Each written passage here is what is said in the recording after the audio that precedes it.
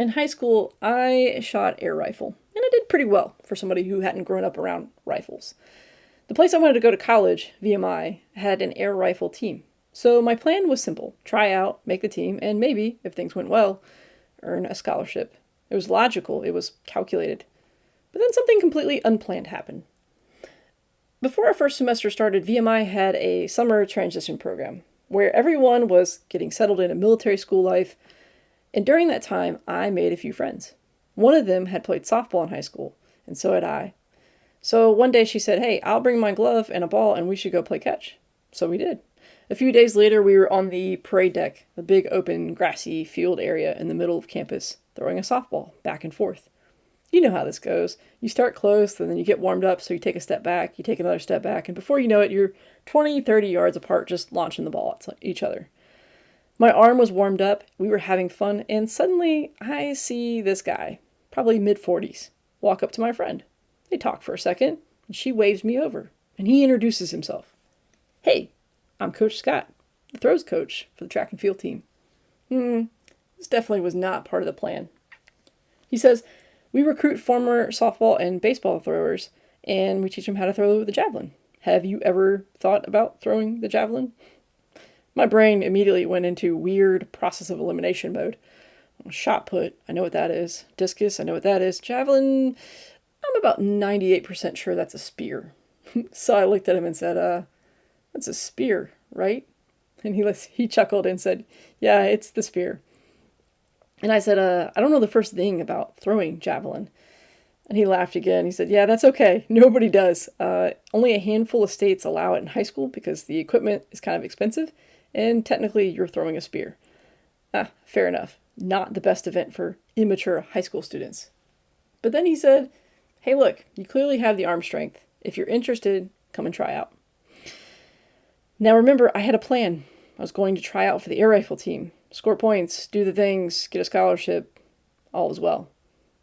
But throwing a spear just sounded fun, like way more fun.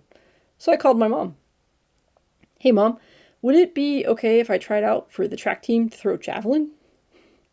I wish I could have seen her face during that call. Of all the things your kid might ask from college, I'm pretty sure javelin throwing isn't on the list. But she said yes.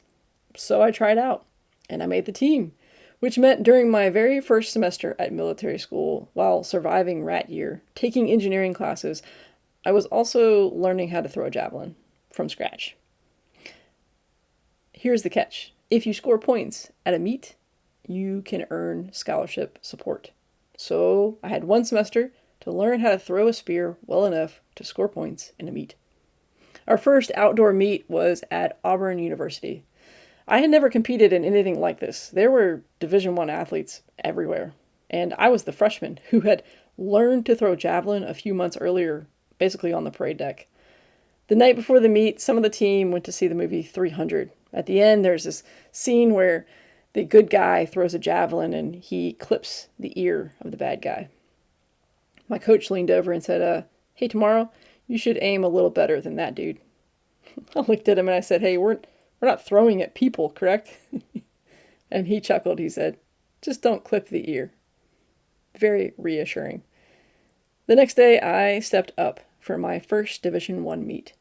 In javelin, everyone gets 3 throws, and the top 7 distances make the final round for 3 more.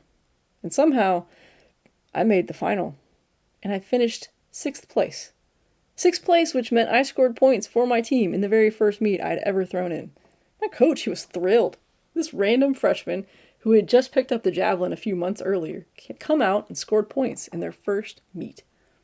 And that single random decision to say yes ended up shaping a lot of the next 4 years of my life. I traveled up and down the East Coast competing. I threw at incredible places like the pin relays in universities I'd never imagined visiting. I met amazing teammates and learned lessons about discipline, patience, and hard work that I still use to this day. All because one day someone asked, "Hey, wanna try throwing a javelin?" And I said yes.